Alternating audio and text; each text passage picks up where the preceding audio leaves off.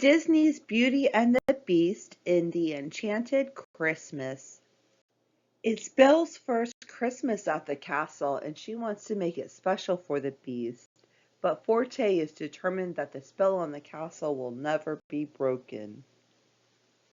Brought to you and narrated by your friends at Red Cat. Let's get started. All the servants in the prince's castle were ready for Christmas. They were gathered in the great hall waiting for Belle and the master to arrive. Then the celebrations would begin. Mrs. Potts chuckled. "Mind you," she said, "last Christmas was quite nice too, but of course things were different then. It was quite a story. Last Christmas Eve the master had forbidden any celebrations, but we servants didn't mind. We watched happily as Belle taught the master to ice skate. We were sure she would be the one to break the spell that had changed our lives completely." Nearby, in the west wing, weird organ music filled the air. As the sound faded, Fife the piccolo clapped alone. "Thank you, Fife," said Maestro Forte, "but did I hear merriment?" "It's Belle and Master outside," answered Fife. "Wouldn't it be wonderful if the spell were to be broken and we were to become human again?" "No, it would not," snapped Forte, and he ordered Fife to stop skating. So the little piccolo went to hide near the ice and tripped up the happy pair. They fell into the snow. Belle laughed, and the Beast looked down at his ugly shape in the snow and turned away angrily. He went straight to the west wing, where Forte was playing a sad tune.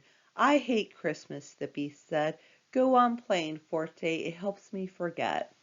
Belle, meanwhile, persuaded the servants to prepare secretly for Christmas. Lunamare took her to meet Angelic, the castle decorator. They all set out to work in the great hall, unaware that Fife was watching. The little piccolo rushed to tell Forte, and Forte told the Beast. "Perhaps she doesn't know that Christmas was the day our normal life here ended," said the Beast. He thought sadly of his time as a human prince. Nothing had pleased him then, and when an old beggar woman came to the door asking for shelter in exchange for a rose, he had turned her rudely away. Instantly she cast a spell, turning him into a hideous beast, and all of his servants into household objects. "Unless you find someone to love you as you are," she had warned him, "you will remain a beast forever." The Beast left his memories and got up to search for Belle. She was in the cellar looking for a Yule log. He burst in through the door. "There will be no Christmas in this castle," roared the Beast, but Belle refused to take any notice. When his back was turned, she crept into the west wing and left a surprise present for the Beast. Next she went to look for a Christmas tree with Chip and Sultan the Footstool. They searched and searched, but found nothing of use. Suddenly they heard music, and followed the sound of Forte. "If you're looking for a tree," said the organ slyly, "why not try the forest?" "But I promised not to leave the castle," Belle answered. Forte soon persuaded her, and she left with Chip and her horse Felipe. No sooner had she gone than the Beast wanted her. He looked in the magic mirror and saw her in the forest. The Beast thought she had left him. He was angry and heartbroken. Meanwhile, Belle and her friends traveled through the forest. Fife was hiding in the sleigh. Forte had ordered him to make sure Belle did not return. Belle and Chip saw the perfect tree across a frozen pond. They raced over, chopped the tree down, and tied it to the sleigh.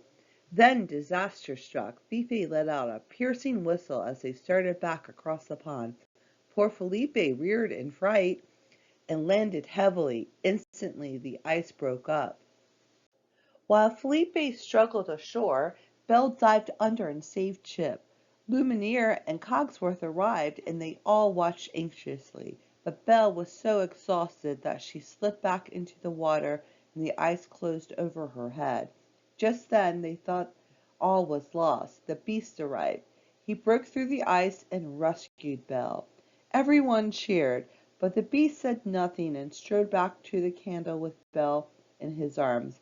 By now it was Christmas Day. The Beast was still angry with Belle and threw her straight into the castle dungeon. "You broke your promise," he roared and stormed away. The servants came to wish Belle a Merry Christmas, and Angelique sang a special song to cheer her up. The Beast found Belle's present in the west wing. He opened it and discovered a story book. He sat down and read of an enchanted castle, its cruel master, and the gift of hope. The Beast was touched by the present and went to ask Belle's forgiveness.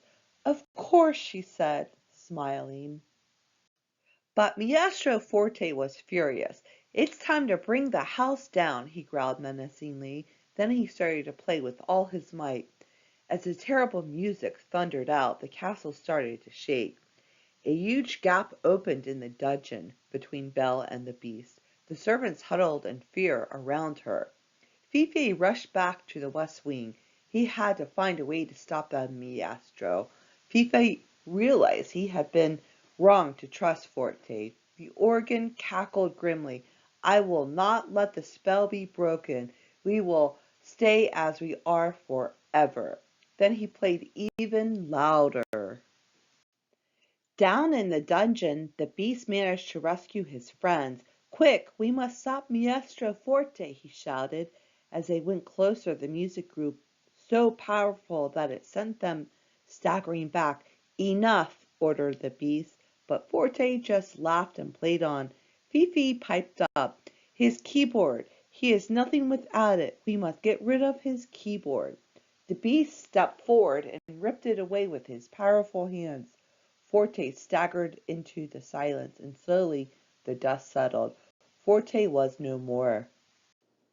So Angelique decorated the Christmas tree beautifully, and it glistened like magic.